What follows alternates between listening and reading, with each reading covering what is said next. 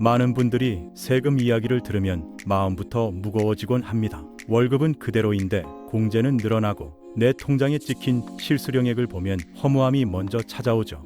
특히 월급 300만 원을 벌면서도 각종 세금과 공제로 250만 원도 못 가져가는 사람들은 의문을 갖게 됩니다. 아니, 나는 이렇게 빠져나가는데 왜 어떤 부자들은 세금을 거의 안 낸다는 걸까? 그런데 더 놀라운 사실은 어떤 부자들은 아예 대놓고 나는 세금 거의 안 낸다고 말한다는 것입니다. 미국의 로버트 기요사키나 도널드 트럼프 같은 인물들은 공개적으로 나는 세금을 거의 안 낸다고 당당히 말하죠. 그럼 이런 질문이 자연스럽게 떠오릅니다. 세금을 안 내면 불법인데 왜 저 사람들은 잡혀가지 않을까?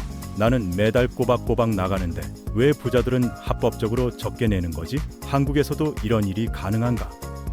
오늘은 탈세와 절세의 차이, 그리고 한국의 월급 300만 원 직장인과 월 2천만 원 버는 개인 사업자 두 사람의 세금 구조가 왜 완전히 다른지까지 이야기해 보겠습니다. 지금 바로 시작합니다. 먼저 탈세에 대해 명확히 짚고 넘어가겠습니다. 탈세는 말 그대로 불법입니다. 정부의 소득을 숨기거나 비용을 허위로 만들거나 돈을 해외로 빼돌리는 행위는 국가 어디든 범죄로 간주합니다. 탈세의 핵심은 법을 어기는 것입니다. 세금을 내야 할 의무가 있는데 고의로 속이고 숨기는 행위죠. 이는 단순히 벌금을 내는 수준이 아니라 형사처벌까지 이어질 수 있는 심각한 범죄입니다. 미국에서는 유명한 갱스터 알 카포네도 결국 세금 문제로 감옥에 갔습니다. 수많은 범죄를 저질렀지만 정작 그를 가둔 건 탈세 혐의였죠. 이처럼 탈세는 어떤 나라에서든 엄중하게 다뤄집니다. 한국 역시 마찬가지입니다. 국세청은 매년 수천 건의 탈세 사건을 적발하고 있으며 고액 체납자 명단을 공개하기도 합니다. 세금 범죄는 절대 가볍게 넘어갈 수 없는 문제입니다. 그렇다면 사람들은 어떤 방식으로 탈세를 시도할까요? 대표적인 세 가지 방법이 있습니다. 첫째는 소득을 적게 신고하기, 둘째는 자산 숨기기, 셋째는 허위 비용 처리입니다. 이 세 가지 방법은 전 세계 어디서나 통용되는 대표적인 탈세 수법입니다. 물론 모두 불법이며 적발될 경우 큰 대가를 치르게 됩니다. 지금부터 각각의 방법을 자세히 살펴보겠습니다. 한 가지 명심해야 할 점은 이런 방법들이 과거에는 통했을지 몰라도 현대 사회에서는 거의 불가능하다는 것입니다. 각국 정부의 세무조사 능력은 날로 발전하고 있으며 국제 공조 체계도 강화되고 있습니다. 그럼에도 불구하고 여전히 탈세를 시도하는 사람들이 있습니다. 하지만 결과는 대부분 적발과 처벌로 이어집니다. 절대 시도해서는 안 되는 범죄 행위라는 점을 다시 한번 강조합니다. 이제 첫 번째 탈세 방법인 소득 축소 신고에 대해 구체적으로 알아보겠습니다. 첫 번째 탈세 방법은 소득을 적게 신고하는 것입니다. 한국에서도 매우 흔하게 시도되는 방법이죠. 예를 들어 부동산 거래에서 실제 거래가액을 축소 신고하는 경우가 있습니다. 실제 거래가 7억 원인데 5억 원에 거래한 것처럼 신고하는 방식입니다. 집을 파는 사람은 양도소득세를 줄일 수 있고 사는 사람은 취득세를 줄일 수 있다고 생각하죠. 하지만 이는 명백한 불법입니다. 한국 국세청은 실거래가 자료, 계좌 흐름, 등기 이전 정보를 모두 갖고 있습니다. 빅데이터 시스템으로 거래 패턴을 분석하기 때문에 축소 신고는 거의 대부분 적발됩니다. 적발되면 과소신고 가산세와 납부 불성실 가산세가 부과됩니다. 여기서 끝이 아닙니다. 범칙 조사까지 진행되며 최악의 경우 형사처벌까지 이어질 수 있습니다. 몇 천만 원 아끼려다 수억 원의 벌금과 전과자가 되는 상황이 발생하는 것이죠. 두 번째는 자산을 해외에 숨기는 방법입니다. 과거에는 스위스가 대표적인 조세 피난처였습니다. 은행 비밀주의로 유명해서 다른 나라 정부가 정보를 요청해도 절대 제공하지 않았죠. 부유층들은 스위스 은행에 계좌를 만들어 자산을 숨겼습니다. 미국인이든 한국인이든 자국 정부가 알 수 없었기 때문에 세금을 회피할 수 있었던 것입니다. 하지만 지금은 상황이 완전히 달라졌습니다. 2008년 금융위기 이후 국제사회는 조세 회피에 대한 공조를 강화했습니다. 스위스도 더 이상 은행 비밀을 지켜주지 않습니다. 각국 정부의 요청이 있으면 계좌 정보를 공유하게 되었죠. 한국도 해외 금융계좌 신고 의무를 강화했습니다. 해외에 일정 금액 이상의 계좌가 있으면 반드시 신고해야 합니다. 이를 숨기면 수억 원대 과태료가 부과되고 형사처벌까지 받을 수 있습니다. 현대 사회에서 해외의 자산을 숨기는 방식은 더 이상 안전하지 않습니다. 세 번째 탈세 방법은 허위 비용 처리입니다. 이는 자영업자나 개인 사업자에게 가장 유혹적인 방법이기도 합니다. 실제로는 300만 원만 지출했는데 3천만 원을 지출한 것처럼 허위로 신고하는 것이죠. 예를 들어 피자 가게를 운영하는 사람이 인테리어 비용을 실제보다 10배 부풀려 신고한다고 가정해 봅시다. 비용이 많으면 이익이 줄어들고 이익이 줄면 세금도 줄어듭니다. 이론상으로는 완벽해 보입니다. 하지만 한국국세청은 이런 수법을 정교하게 적발합니다. 카드 사용 패턴, 매출과 매입 구조 분석, 현금 흐름 추적을 통해 비정상적인 지출을 찾아냅니다. 같은 업종의 평균 비용 비율과 비교해서 이상한 점을 발견하기도 하죠. 가짜 세금 계산서를 발급받는 경우도 있습니다. 실제로 물건을 사거나 서비스를 받지 않았는데 다른 업체와 짜고 허위 계산서를 주고받는 것입니다. 이는 더욱 심각한 범죄로 간주됩니다. 적발되면 해당 비용은 인정되지 않고 추가 세금을 내야 합니다. 여기에 가산세까지 더해지면 원래 내야 할 세금의 몇 배를 물게 됩니다. 허위 세금 계산서의 경우 형사 고발까지 이어질 수 있습니다. 국세청은 매년 수천억 원 규모의 허위 비용 처리를 적발하고 있습니다. 인공지능과 빅데이터 기술이 발전하면서 적발률은 더욱 높아지고 있죠. 과거에는 운이 좋으면 넘어갈 수도 있었지만 지금은 거의 불가능합니다. 결론적으로 탈세는 어떤 방법을 쓰든 불법입니다. 적발되면 반드시 처벌받습니다. 일시적으로 세금을 아낄 수 있을지 몰라도 장기적으로는 더 큰 손해를 보게 됩니다. 그렇다면 부자들이 말하는 세금을 거의 안 낸다는 것은 무엇일까요? 그들은 탈세를 하는 걸까요? 아닙니다. 그들은 절세를 하는 것입니다. 이제 합법적인 세금 절감 방법인 절세에 대해 알아보겠습니다. 절세는 탈세와 완전히 다릅니다. 절세는 법을 어기지 않은 상태에서 법이 허용하는 모든 규정을 활용해 세금을 최소화하는 것입니다. 쉽게 말해 세법의 허점과 공제 제도를 최대한 활용하는 것이죠. 부자들이 당당하게 세금을 거의 안 낸다고 말할 수 있는 이유가 바로 여기에 있습니다. 그들은 불법을 저지르는 게 아니라 합법적인 방법을 사용합니다. 법을 어기지 않았으니 처벌받을 일도 없는 것입니다. 미국의 투자자 워런 버핏은 자신의 비서가 자기보다 높은 세율을 낸다고 공개적으로 말했습니다. 그는 수백억 달러의 자산을 가진 부자인데 어떻게 이런 일이 가능할까요? 바로 절세 구조 때문입니다. 글로벌 기업들도 마찬가지입니다. 애플, 구글, 아마존 같은 거대 기업들은 합법적으로 세금을 최소화합니다. 그들이 사용하는 방법은 크게 세 가지입니다. 해외 자회사 설립, 이전 가격 조작, 그리고 소득 종류의 차이 활용입니다. 첫 번째로 해외 자회사 설립에 대해 알아보겠습니다. 애플은 2009년부터 2012년 사이인 약 44조 원의 세금을 절약했습니다. 어떻게 이런 일이 가능했을까요? 애플은 아일랜드에 자회사를 만들었습니다. 아일랜드는 법인 세율이 매우 낮은 나라입니다. 하지만 애플은 여기서 한 발 더 나아갔습니다. 미국과 아일랜드 세법의 빈틈을 이용한 것입니다. 미국 세법은 아일랜드에 설립된 회사니까 미국 세금이 아니라고 봤습니다. 아일랜드 세법은 실제 경영이 미국에서 이루어지니까 아일랜드 세금이 아니라고 봤습니다. 결과적으로 어느 나라에서도 세금을 내지 않는 구조가 만들어진 것입니다. 이것은 불법이 아닙니다. 법의 빈틈을 이용한 것이죠. 나중에 국제사회가 이 문제를 인식하고 규제를 강화했지만 당시에는 완전히 합법적인 방법이었습니다. 이것이 바로 절세의 핵심입니다. 법이 금지하지 않은 것은 모두 활용하는 것입니다.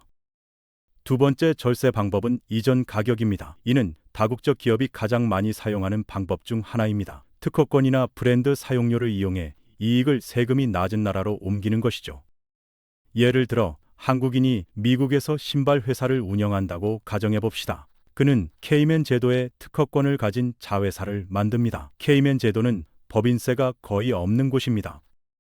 미국 법인은 케이맨 법인의 특허 사용료로 엄청난 금액을 지불합니다. 예를 들어 한 켤레당 $90씩 사용료를 내는 것이죠. 이렇게 되면 미국 법인의 이익은 거의 남지 않습니다.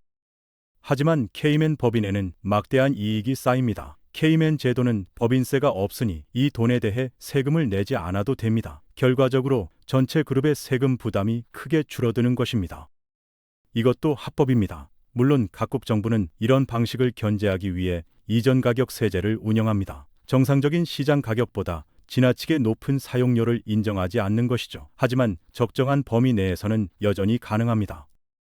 세 번째는 소득 종류의 차이를 활용하는 방법입니다. 워런 버핏이 자신의 비서보다 낮은 세율을 내는 이유가 바로 여기에 있습니다.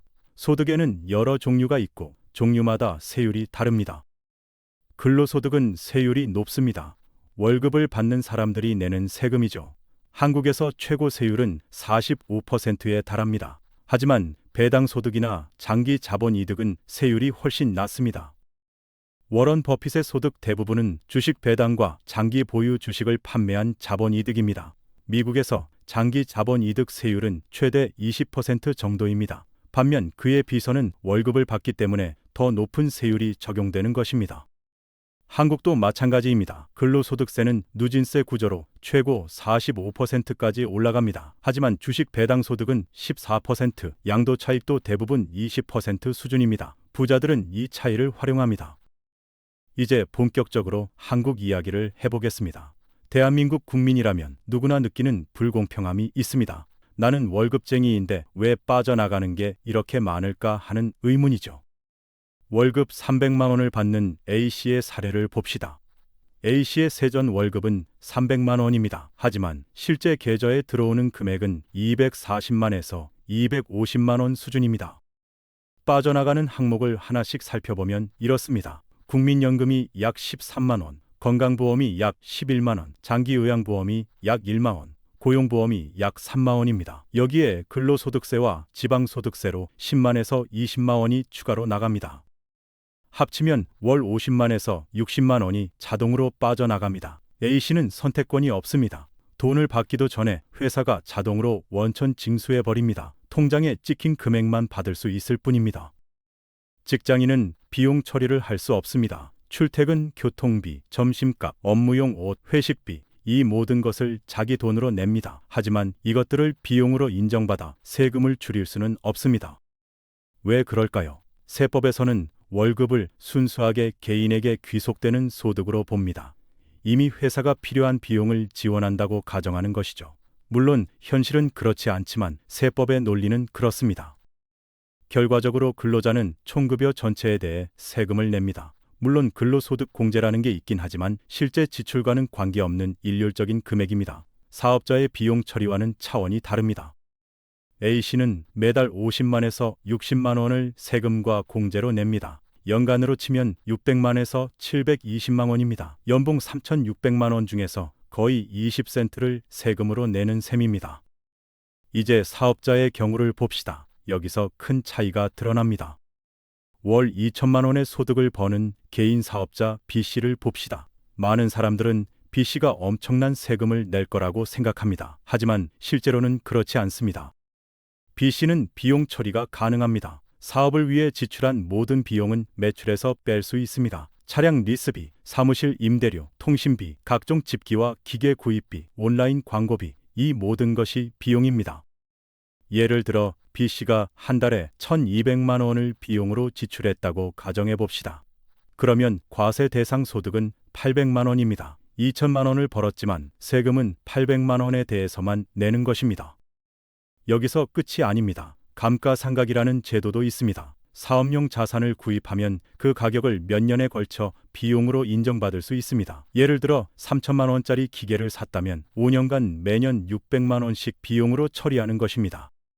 각종 공제도 있습니다. 청년 사업자 공제, 노란 우산 공제, 연금 저축 공제 등을 활용하면 과세 표준을 더 줄일 수 있습니다. 이런 것들을 모두 활용하면 실제 세금은 크게 줄어듭니다. B씨의 과세 표준이 월 800원이라면 연간 9,600만 원입니다. 한국의 종합소득세는 누진세지만 각종 공제를 적용하면 실제 세율은 10에서 15% 정도가 됩니다. 즉, 월 80만에서 120만 원 정도의 세금만 내면 됩니다. 정리하면 이렇습니다. A씨는 월 300만 원을 벌면서 50만에서 60만 원을 냅니다. B씨는 월 2천만 원을 벌면서 80만에서 120만 원을 냅니다. 비율로 따지면 A씨가 훨씬 높은 세율을 내는 것입니다. 이것이 바로 한국의 현실입니다. 근로소득자는 비용 처리가 거의 불가능해 세금 부담이 높습니다. 반면 사업소득자는 비용 처리로 실제 세율을 크게 낮출 수 있습니다. 많은 직장인들이 억울함을 느끼는 이유가 여기에 있습니다. 같은 나라, 같은 세법인데 소득의 종류에 따라 세금 부담이 완전히 달라지는 것입니다. 이것은 불법이 아닙니다. 세법이 그렇게 설계되어 있기 때문입니다. 오늘 이야기를 정리해 보겠습니다. 탈세는 불법입니다. 소득을 숨기거나 자산을 해외에 은닉하거나 허위 비용을 처리하는 것은 모두 범죄입니다. 적발되면 반드시 처벌받습니다. 절세는 합법입니다. 세법에서 허용하는 구조와 공제를 최대한 활용해 세금을 줄이는 것입니다. 부자들이 세금을 거의 안 낸다고 말하는 이유는 바로 이 절세 구조 때문입니다. 한국의 현실은 이렇습니다. 월급 300만 원 직장인은 비용 처리가 안 돼 세금 부담이 체감상 매우 높습니다.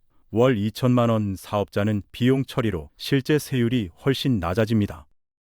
이것은 불공평해 보일 수 있습니다. 하지만 세법의 논리가 그렇습니다. 근로소득은 안정적이고 예측 가능하며 회사가 비용을 지원한다고 봅니다. 사업소득은 불안정하고 리스크가 있으며 비용을 직접 부담한다고 봅니다. 그렇다면 우리는 어떻게 해야 할까요? 직장인도 할 수 있는 절세 방법이 있습니다. 연말정산 공제 항목을 꼼꼼히 챙기는 것, 개인연금과 퇴직연금을 활용하는 것, 주택청약과 장기주택 마련 저축을 이용하는 것 등입니다. 또한 부업이나 사업소득이 있다면 적법한 비용 처리를 통해 세금을 줄일 수 있습니다. 중요한 것은 합법적인 방법을 사용하는 것입니다. 절대 탈세를 시도해서는 안 됩니다.